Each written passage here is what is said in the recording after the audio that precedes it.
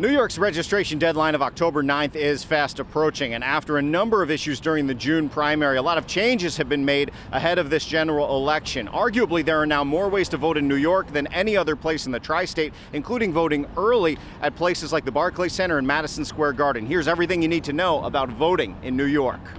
I'm a voting person, and I'm going to probably try to do it as early as possible. I'm not going to mail in. I'm not going to do all of that because I don't trust it. I'm going to go early before I go to work. But before all of that, you must be registered to vote, which you can do online in the state of New York. Sabrina Castillo with NYC Votes says because of the pandemic, voter registration is lagging. Because of the lack of field outreach that we've been able to do in other organizations, voter registration has plummeted 49% this time last presidential election in 2016. So register, then you can decide to vote in person either early or on election day or by absentee ballot. You can request that ballot online. Hundreds of thousands have already gone out. There's been a scramble to really beef up the infrastructure around absentee voting, including a new ballot tracking system. Drop boxes for ballots will be placed at all polling places. Plus, there was a redesign of the ballot envelope with a red X next to the signature line because the old signature line was not very noticeable.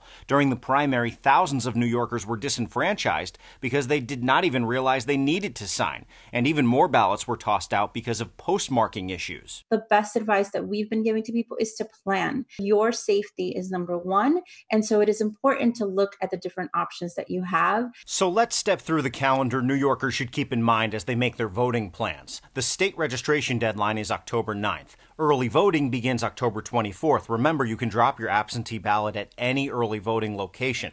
The latest deadline for requesting an absentee ballot is October 27th, though it's recommended you do it much earlier. Early voting ends November 1st, and of course Election Day is November 3rd.